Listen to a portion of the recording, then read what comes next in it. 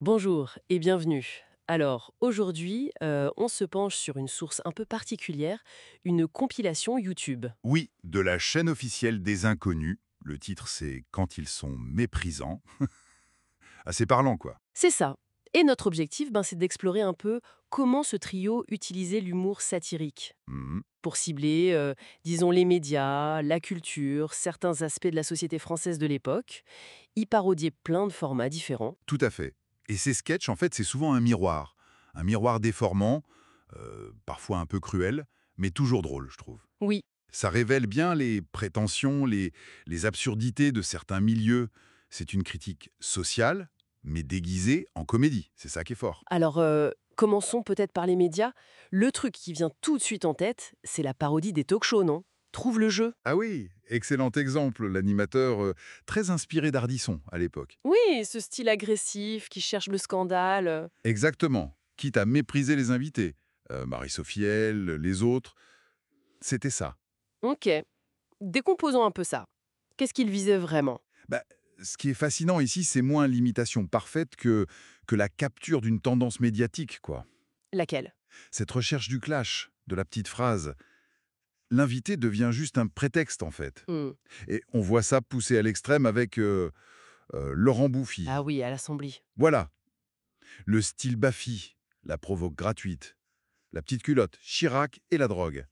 C'est l'idée d'une téléspectacle qui se nourrit de ça, de l'impertinence pour l'impertinence. Et il n'y avait pas que les talk-shows aussi, je pense au top 50 aussi. Si, si, bien sûr. La parodie du top 50, c'était autre chose. Là, ils attaquaient le formatage musical. Et le langage, non? Ah, ce groupe Tranks and Scenes. Exactement. Le jargon pseudo-technique, divergence conceptuelle, le DX Roland trichasé.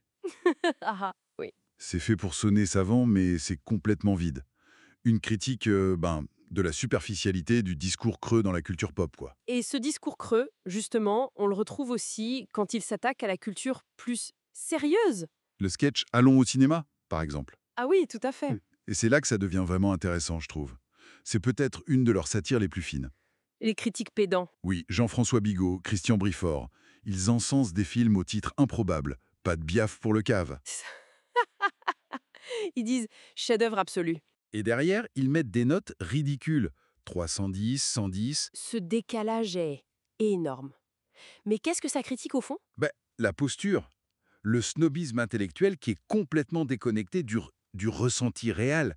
Le ridicule vient de là, de cette contradiction énorme entre le discours et l'évaluation. Mhm. On retrouve un peu la même chose avec les deux versions de Ciel Montmaré, non? Ah oui, in the same bed. Voilà. La version boulevard hyper outrancière et la version comédie française surintellectualisée. Qui surjoue une pièce de boulevard. C'est ça, il renvoie les deux dos à dos, il critique la vulgarité d'un côté et la prétention de l'autre, les deux extrêmes. Et ce regard critique, il s'étendait aussi aux institutions, on peut dire. La Nuit des Escars, c'est quand même une charge contre le cinéma français. Ah oui, c'est une caricature, féroce même. L'autocongratulation, les discours de remerciement qui n'en finissent plus. Les discours politisés, Jean-Lot Dupuis et les quotas, Oui, ou les dialogues de films qui se résument à putain, merde. C'est c'est très drôle. Les actrices stéréotypées aussi. tout à fait. Même l'influence étrangère est tournée en ridicule. Ce producteur japonais là, Yashito Gamakashi, Qui veut un Cyrano de Bergerac contre les Tortues Ninja? voilà, c'est l'absurde qui révèle le système. Et c'est absurde comme outil critique, on le voit aussi sur l'éducation nationale. Complètement. C'est un très bon exemple, ça. Le sketch y reflète des difficultés réelles, hein, le manque de moyens, les profs pas remplacés. Le prof de PS qui doit faire philo. Exactement. Faute de remplaçants. Ça, c'est le côté miroir de la réalité. Mais le traitement est purement absurde. Le cours de philo basé sur la souplesse. C'est ça.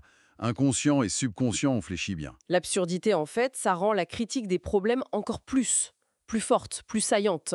Si on relie ça à une perspective plus large, Donc si on essaye de résumer, la grande force des inconnus, c'était vraiment ça. Utiliser la parodie, l'absurde, comme des scalpels, quoi. Pour disséquer les travers de leur temps. oui, surtout dans les médias, la culture. Et il n'hésitait pas à être méprisant, comme le dit le titre, pour mieux montrer le ridicule. C'est exactement ça. Et je pense que, bon, qu'est-ce que tout cela signifie? Ça signifie que leur humour reste pertinent. Même si les références précises datent un peu. Oui, même si certaines références nous échappent peut-être un peu plus aujourd'hui.